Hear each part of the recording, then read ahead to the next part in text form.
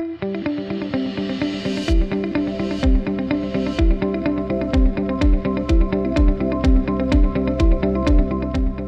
Everyone, আসসালামু আলাইকুম। আশা করছি সবাই অনেক অনেক ভালো আছেন।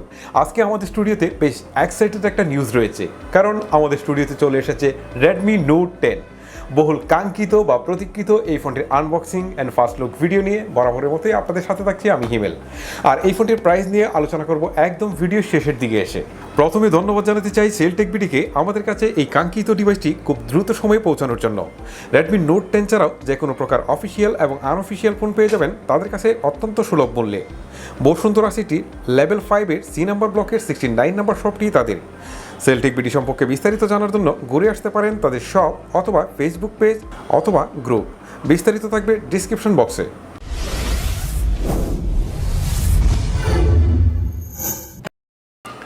এই হচ্ছে রেডমি নোট 10-এর বক্সটি। বেশ সাদামাটা অ্যান্ড সিম্পল বক্স। প্রথমে আমি বক্সটিকে ওপেন করি, দেখি কি রয়েছে। ওকে, বক্সটিকে ওপেন করার পর প্রথমে দেখতে পাচ্ছি আমাদের সেই কাঙ্ক্ষিত রেডমি নোট 10 ডিভাইসটিকে। ওকে, এটাকে নিয়ে বিশদ আলোচনা করতে হবে, এটাকে আমি একটু পাশে রেখে দিচ্ছি। তারপরে দেখি আমাদের কি কি রয়েছে। তারপরে আমি দেখতে পাচ্ছি একটি ইনভেলপ রয়েছে, যেটিকে আমি ওপেন করলে এখানে দেখতে পাচ্ছি একটি সিম ইজেক্টর। ওকে, তো এটা রেখে আমি যদি ভিতরের দিকে চলে যাই তাহলে এখানে দেখতে পাচ্ছি আরও একটি কভার, যেটাকে ওপেন করলে এখানে দেখতে পাচ্ছি একটি ট্রান্সপারেন্ট কভার ব্যাগ, যেটি ছিল মোটামুটি বেশ সফট। তারপরে দেখি কি রয়েছে। এখানে রয়েছে একটি ওয়ারেন্টি কার্ড, যদিও এটি আনঅফিসিয়াল ফোন, সো এটাতে ওয়ারেন্টি পাওয়া যাবে না। তারপরে দেখতে পাচ্ছি একটি ইউজার ম্যানুয়াল। ওকে, তারপরে দেখতে পাচ্ছি একটি ইউএসবি টাইপ সি কেবল। তারপর দেখতে পাচ্ছি 33 ওয়াটের একটি ফাস্ট চার্জার। That's great. এই প্রাইস রেঞ্জের মধ্যে বা রেডমি নোট 10 সিরিজে আমরা এই 33 ওয়াটের ফাস্ট চার্জার আশা করিনি। আমি হয়তো বা এই সিরিজে আশা করেছিলাম যে 25 ওয়াটের ফাস্ট চার্জার বা সর্বোচ্চ 30 ওয়াটের ফাস্ট চার্জার। সো এখানে 33 ওয়াটের ফাস্ট চার্জার প্রোভাইড করা থেকে অবশ্যই রেডমিকে সাধুবাদ জানাতে হচ্ছে। ডিভাইসটি এখনও পলিথিনে মোড়ানো রয়েছে, সো এখান থেকে ওপেন করে দেখি কি অবস্থা। ওকে ওকে এখন দেখতে পাচ্ছি আমাদের সেই ডিভাইসটিকে, আই মিন রেডমি নোট 10-কে। সো রেডমি নোট 10 নিয়ে আমি বেশ এক্সাইটেড ছিলাম অলরেডি আমার হাতে। এবং দেখেন এই ফোনের ডিজাইনটি কিন্তু আমার কাছে যথেষ্ট ভালো লাগছে। বিশেষ করে এই যে রিয়ার পার্টটি গ্লাস না প্লাস্টিক, যদিও এটা আমি জানতে পারিনি। সো এটা ফুল রিভিউ অবশ্যই তুলে ধরার চেষ্টা করবো যে এটা অ্যাকচুয়ালি গ্লাস না প্লাস্টিক। আর এর ক্যামেরা মডিউলটি বসানো হয়েছে একটু ডিফারেন্স আঙ্গিকে, যেটি দেখতে যথেষ্ট ভালো লাগছে আমার কাছে। এখানে একটি ক্যামেরা যথেষ্ট বড় করে দেওয়া হয়েছে, তারপরের যে দুটি ক্যামেরা সেটি কিন্তু বেশ ছোট করে দেওয়া হয়েছে, তারপরে আরও নিচে আরেকটি ক্যামেরা দেওয়া হয়েছে। আর এই পাশে ক্যামেরা পাম্প থেকে একটু বাড়িয়ে এখানে এলইডি ফ্ল্যাশ বসানো হয়েছে, যেটার ডিজাইনটা কিন্তু একটু ডিফারেন্স। আমার কাছে পার্সোনালি ভালোই লাগছে এই ডিজাইনটা। আর যদি ফোনটির রিয়ার পার্টির কথা বলি তাহলে এটা কিন্তু প্রচুর পরিমাণে fingerprint magnet, so back cover must be ব্যবহার করতে হবে। আর এটা প্লাস্টিক না গ্লাস এটা নিয়ে আমরা ফুল রিভিউ অবশ্যই আলোচনা করব। তবে রিয়ার পার্টের সাইডগুলো কার্ভ থাকায় হাতে নিলেও কিন্তু একটা ভালো একটা গ্রিপ পাচ্ছি। ওকে, আর যদি ফোনটির সামনের দিকে চলে আসি তাহলে দেখি এখানে কি রয়েছে, যদিও ফোনটিকে এখন পর্যন্ত অন করা হয়নি। সো অন করার পর আবারও আপনাদের সাথে আসছি। ওকে গাইজ, অলরেডি আমাদের ফোন অন হয়ে গেছে। সো এখন দেখি কি অবস্থা রয়েছে। সামনের দিকে দেখতে পাচ্ছেন ফুল ভিউ ডিসপ্লে ঠিক মাঝ বরাবর থাকছে 5 হোল, যেটি ছিল যথেষ্ট ছোট, কারণ রেডমির আগের 5 হোলগুলো একটু বড় দেখেছি। সো সেই তুলনায় এটা কিন্তু অনেকটাই ছোট করা হয়েছে, দেখতে যথেষ্ট ভালো লাগছে। আর সিন অ্যান্ড সাইড বেজেলের পরিমাণ নিয়ে যদি কথা বলি, নিচের দিকে কিছুটা সিন রয়েছে। সো সিনটা এই 2021-এ এসে আরেকটু কমাতে পারতো, তবে সাইড বেজেলের পরিমাণ যথেষ্ট ন্যারো করা হয়েছে। আর উপরের দিকে সিনের পরিমাণটাও কিন্তু যথেষ্ট কমানো হয়েছে, দেখতে যথেষ্ট ভালো লাগছে ফোনটিকে। আর যদি উপরের দিকে চলে আসি তাহলে এখানে দেখতে পাচ্ছি একটি স্পিকার। তাহলে কি নিচের দিকে স্পিকার দেওয়া হয়নি? না, ফোনটাতে basically dual stereo speaker provide করা হয়েছে। ওকে, তারপরে দেখতে পাচ্ছি আইআর ব্লাস্টার। এটা কিন্তু বেশ কাজের একটা জিনিস, আর এটা শাওমির ফোনের একটি অন্যতম বৈশিষ্ট্য। এটা দিয়ে আপনি টিভি, এসি সহ যে কোনো ধরনের ইলেকট্রনিক ডিভাইসকে খুব সহজেই কিন্তু আপনারা কন্ট্রোল করতে পারবেন, আই মিন রিমোট হিসাবে এটাকে ব্যবহার করতে পারবেন। তারপরে দেখতে পাচ্ছি একটি সেকেন্ডারি নয়েজ ক্যান্সেলেশন।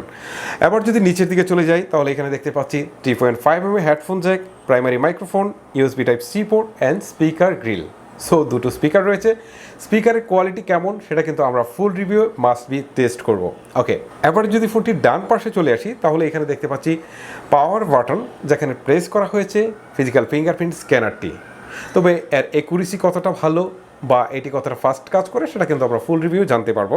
ওকে, এর পজিশনটি কিন্তু একদমই ঠিকঠাক ছিল, আর উপরের দিকে থাকছে ভলিউম রকার, আর এর পজিশনটিও ঠিকঠাকই ছিল। তারপরে বাম পাশে দেখতে পাচ্ছি সিম কার্ড স্লট, যা দিয়ে আপনারা দুটি সিম কার্ডের পাশাপাশি একটি মাইক্রো এসডি কার্ড ব্যবহার করতে পারবেন। That's great. যারা 64 জিবির ভার্সন নেবেন তাদের জন্য এটা কিন্তু একটা বড় অ্যাডভান্টেজ। যদি ফোনটির হ্যান্ডফিল নিয়ে কথা বলি তাহলে বলবো 178 গ্রাম ওয়েটের সাথে 8.3 মিলিমিটার থিকনেসের এই ফোনটি আমার কাছে খুবই হ্যান্ডি মনে হয়েছে। 2021-এ এসে এতটা হ্যান্ডি ডিভাইস কিন্তু আমরা খুব একটা দেখতে পাই না। এবারে চলে আসি ফোনটির ডিসপ্লে সেকশনে। এতে থাকছে 6.4 ইঞ্চির একটি সুপার অ্যামোলেড ডিসপ্লে, যাতে থাকছে ফুল এইচডি প্লাস রেজুলেশন, আর একে প্রোটেকশন দিচ্ছে কর্নিং গরিলা গ্লাস 3। এখন একটা বিষয় সম্পর্কে আপনাদের একটু আইডিয়া দিই। আমি আমার কমিউনিটি ট্যাবে একটা পোল দিয়েছিলাম, যেখানে বলেছিলাম যে আপনারা 60 হার্টজের সুপার অ্যামোলেড নাকি 120 হার্টজের আপনারা আইপিএস এলসিডি ডিসপ্লে চান। সেখানে প্রায় 97% লোক 60 হার্টজের সুপার অ্যামোলেড চেয়েছে, আর মাত্র 7% লোক 120 হার্টজ রিফ্রেশ রেটের সাথে চেয়েছে আইপিএস এলসিডি ডিসপ্লে। সো বুঝতেই পারছেন যে মানুষের কোন জিনিসটার প্রতি প্রাধান্য সবচেয়ে বেশি, আর এইটাকে Xiaomi ধরে রেখেছে, সুপার অ্যামোলেড দিয়েছে। এখন ফুল রিভিউ আমরা দেখব যে এই ডিসপ্লেটা কেমন, টাচ লেটেন্সি রয়েছে কিনা, কালার শিফটি রয়েছে কিনা, বা সানরাইজ ভিজিবিলিটি নিয়ে কোনো কমপ্লেন রয়েছে কিনা, সব কিছুই কিন্তু আমরা আপনাদেরকে ফুল রিভিউ জানাবো। তবে আপাতত দৃষ্টিতে আমার কাছে এর ডিসপ্লেকে যথেষ্টই ভালো মনে হচ্ছে। এবারে কথা বলি ফোনটির পারফরমেন্স নিয়ে। অ্যান্ড্রয়েড 11 বেস MI12 রান করছে ফোনটি। এর ইউআই নিয়ে এখনই তেমন কিছু বলার নেই। সো ফুল রিভিউ কিন্তু এর ইউআই সম্পর্কে বিস্তারিত তুলে আনবো। আর চিপসেট হিসেবে ফোনটিতে থাকছে কোয়ালকম স্ন্যাপড্রাগন 678, যেটি 11 nm আর্কিটেকচারে বিল্ড করা একটি অক্টাকোর সিপিইউ। আর জিপিইউ হিসেবে এতে থাকছে Adreno 612। স্ন্যাপড্রাগন 678-এর পারফরমেন্স কেমন হবে সেটা কিন্তু আমরা ফুল রিভিউ তুলে আনতে পারবো। ফোনটি পাওয়া যাবে 3টি ভেরিয়েন্টে, 464, 4128 এবং 6128, যাতে র্যাম হিসেবে থাকছে LPDDR4X এবং রম হিসেবে থাকছে UFS 2.2। এটা একটা গুড নিউজ, মানে UFS 2.1 থেকে আর একটু বেশি ফাস্ট হবে এটি। আর যদি ফোনটির ক্যামেরা সেটআপ নিয়ে কথা বলি তাহলে বলবো Redmi Note 8 বা Redmi Note 9-এর ফুল সেটআপ এখানে বসিয়ে দেওয়া হয়েছে। রিয়ারে থাকছে কোয়াড ক্যামেরার সেটআপ, যার প্রাইমারি সেন্সরটি 48 মেগাপিক্সেলের, সেকেন্ডারিতে 8 মেগাপিক্সেলের আলট্রা ওয়াইড, থার্ডে থাকছে 2 মেগাপিক্সেলের ম্যাক্রো, অ্যান্ড ফোর্থে থাকছে 2 মেগাপিক্সেলের ডেপথ সেন্সিং ক্যামেরা। আর এতে সর্বোচ্চ 4K রেজলিউশনে ভিডিও শ্যুট করা যাবে। তবে ভিডিও স্টেবিলাইজেশনের জন্য কোনো প্রকার ইউএস আছে কিনা সে বিষয়ে কিন্তু আমরা ওয়েবসাইট গেটেও কোনো তথ্য পাইনি, যেটা আমরা ফুল রিভিউ মাস্ট বি আপনাদের সামনে তুলে আনবো।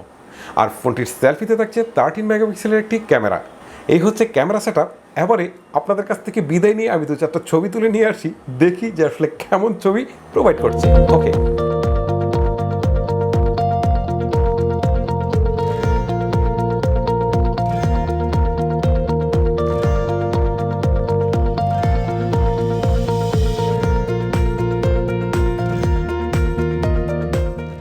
আশা করি ছবিগুলো দেখে আপনারা কিছুটা হলেও অনুমান করতে পেরেছেন যে এর ক্যামেরা পারফরমেন্স কেমন হতে যাচ্ছে। তবে আমার কাছে মনে হচ্ছে ভালো কিছুই হবে। আর ফোনটিতে দেওয়া হয়েছে 5000 মিলিঅ্যাম্পের ব্যাটারি, যার সাথে 33 ওয়াটের ফাস্ট চার্জার, যেটি দিয়ে 74 মিনিটে ফুল চার্জ করা যাবে বলে জানিয়েছেন Xiaomi। সো এখন বাস্তবে দেখার বিষয় কতটা বেটার রেজাল্ট করতে পারে 33 ওয়াটের ফাস্ট চার্জার। ভিউয়ার্স, এই হচ্ছে Redmi Note 10-এর unboxing and first look video. এবারে এর একটু প্রাইস নিয়ে কথা বলা যাক। এই ফোনটি বর্তমানে সেলটেক বিডিতে 128 ভেরিয়েন্টটি আনঅফিসিয়ালি আপনারা 22,000 টাকার আশেপাশে পেয়ে যাবেন। তবে এই ফোনটির প্রাইস কিন্তু খুব দ্রুতই ড্রপ করবে। আরেকটা জিনিস আপনাদেরকে বলে রাখি, এটা কিন্তু চাইনিজ ভেরিয়েন্ট নয়, এটা কিন্তু গ্লোবাল ভেরিয়েন্ট। সো এর প্রাইস যখন ড্রপ করে খুব শীঘ্রই 20,000 টাকার নিচে চলে আসবে, তখন এটাকে আপনারা অবশ্যই নিতে পারেন। আর যদি এখন এই ফোনটি সম্পর্কে কারো এক্সাইটমেন্ট কাজ করে থাকে তাহলে অবশ্যই আপনারা এই টাকায় নিতে পারেন। যদিও এই মুহূর্তে এর প্রাইসটুকু আমার কাছে একটু বেশি মনে হয়েছে। সো যারা একটু সময় অপেক্ষা করবেন তারা অবশ্যই 20K নিচে এই ফোনটিকে কিনতে পারবেন। গাইজ, এই হচ্ছে আমার unboxing and first look video. আপনাদের কাছ থেকে বিদায় নিচ্ছি আমি হিমেল। যাওয়ার আগে অবশ্যই আপনাকে রিকোয়েস্ট করবো চ্যানেলটিকে সাবস্ক্রাইব করার। আপনাদের সাথে দেখা হচ্ছে পরবর্তী কোনো টিউটোরিয়াল, রিভিউ অথবা টপ 3-এ। তখন পর্যন্ত সবাই অনেক অনেক ভালো থাকবেন, সুস্থ থাকবেন। আল্লাহ হাফেজ।